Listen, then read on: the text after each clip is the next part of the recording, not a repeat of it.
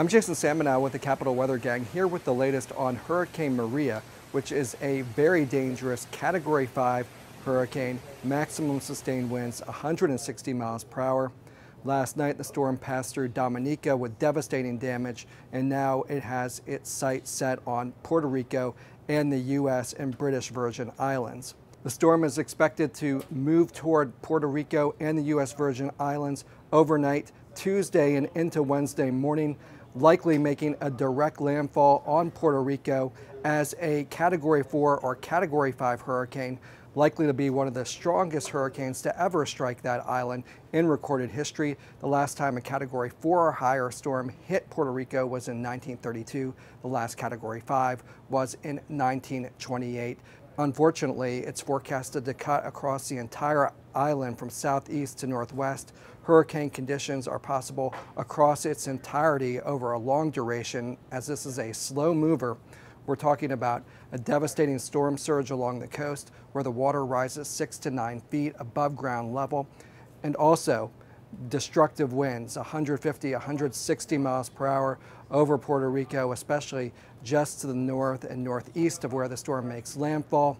And we're also looking at tremendous rainfall, 12 to 18 inches, some areas as much as 20 to 25 inches, which would lead to mudslides and dangerous flash flooding. We're not only talking about Puerto Rico, the U.S. Virgin Islands also under the gun from this storm, in fact arriving in St. Croix before hitting Puerto Rico as early as Tuesday night and then continuing into Wednesday morning.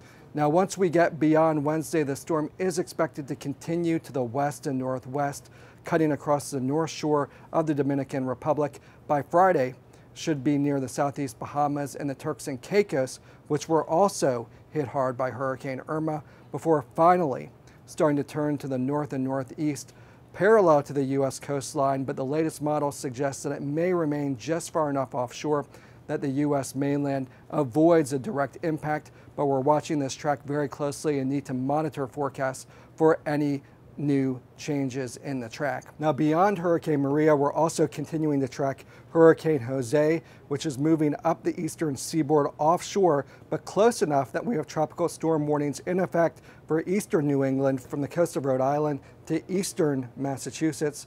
Those areas may see wind gusts up to 60 miles per hour, along with 2 to 4 inches of rain, but a much lesser threat compared to Hurricane Maria.